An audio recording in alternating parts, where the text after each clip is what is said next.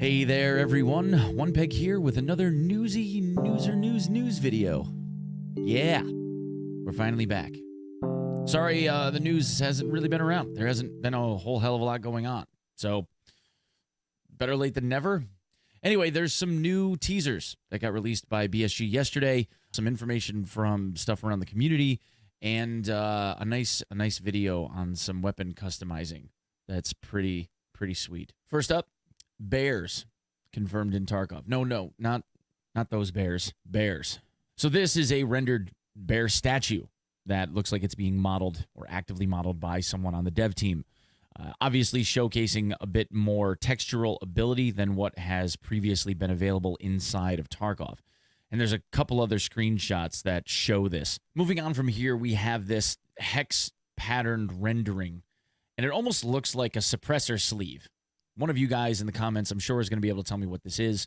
I apologize for not taking the time to go and look it up, but given the carbon that's shown on the lower picture, it looks as though it might even go over the top of like an osprey or something along those lines.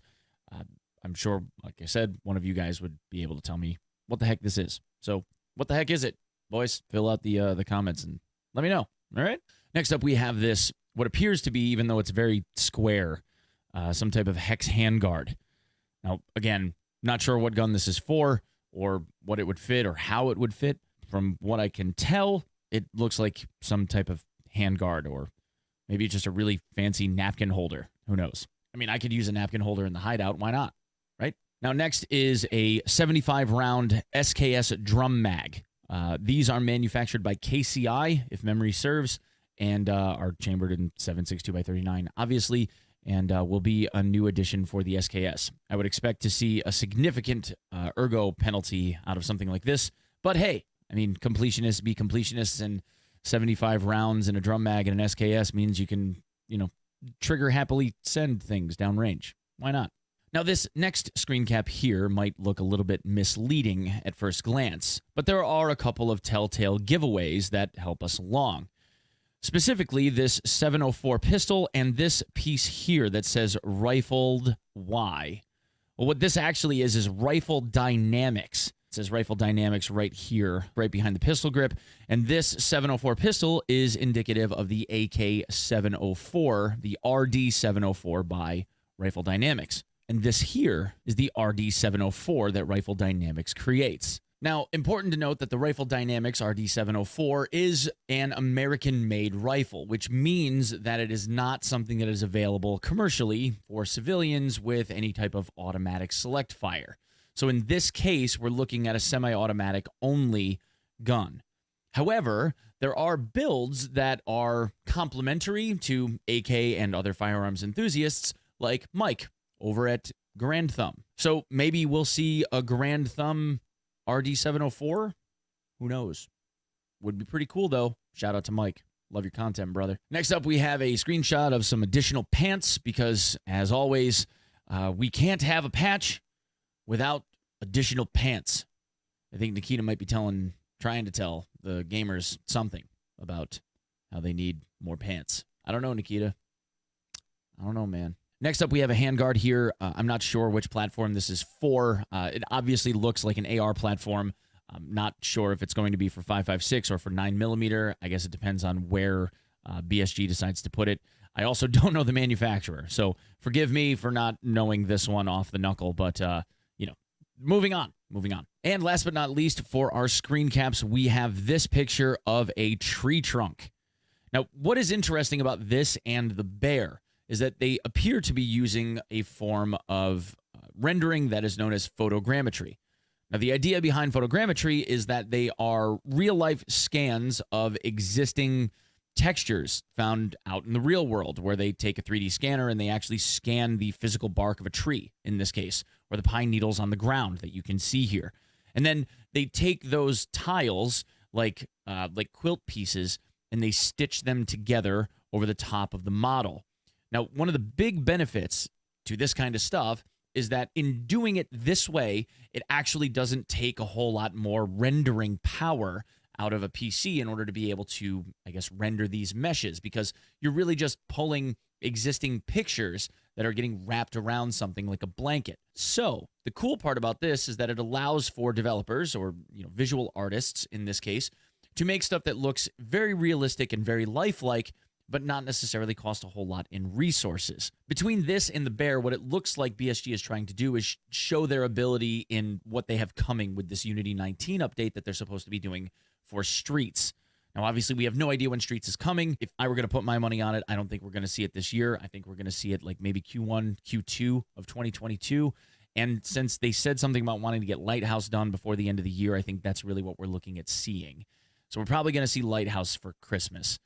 Whether or not we see Streets before 2021 ends, I don't think so. If they do end up releasing this 2019 Unity update and move into that, and they start using some of this photogrammetry work, pretty sweet stuff. For those of you that are not as familiar with Pestily as some of the, I guess, larger player base, Pest has historically been regarded as like the godfather of Tarkov. He wasn't the first person to ever play Tarkov, but he has been the person to generate the most content, educational, entertainment, or otherwise.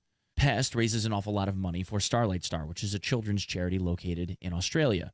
And most people, again, know this, but the other day, yesterday, Pest made a big push to try and raise $100,000 for Starlight Star during the course of a single stream, with the big bonus of if he hit the 100K, he would do a hot tub stream somewhere in the very near future that, in his words, would be on the verge of violating TOS.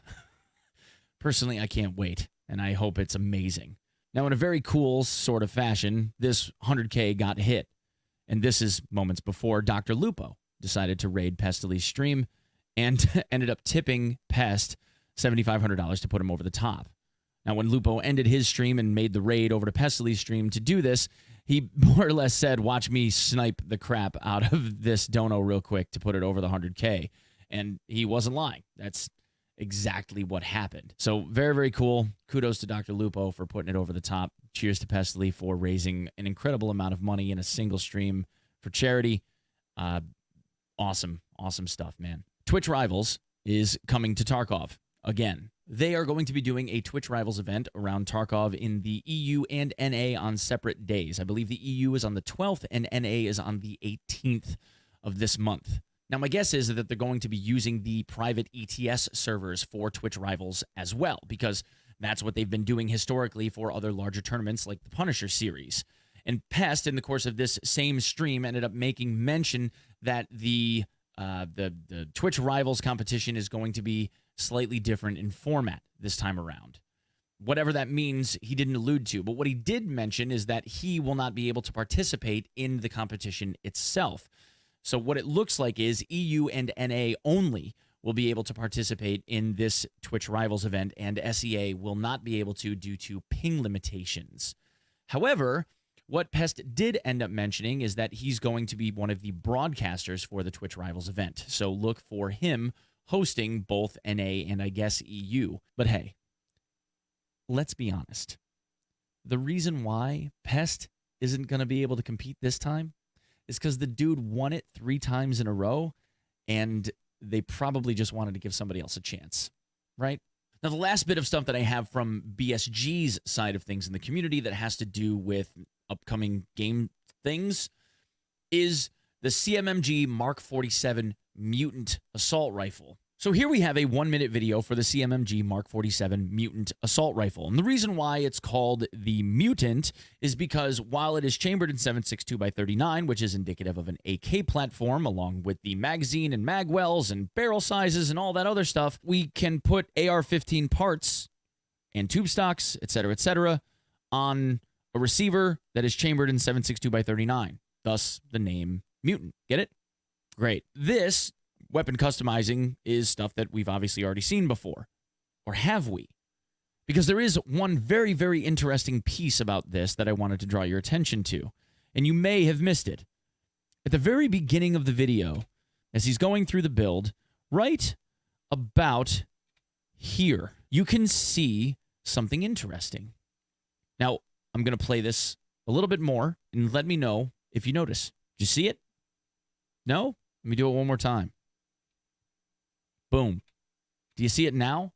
What's happening here is that the person that is assembling this has predetermined Mark 47 builds, long barrels, short barrels, handguard assemblies, and compensators on the end of the barrel.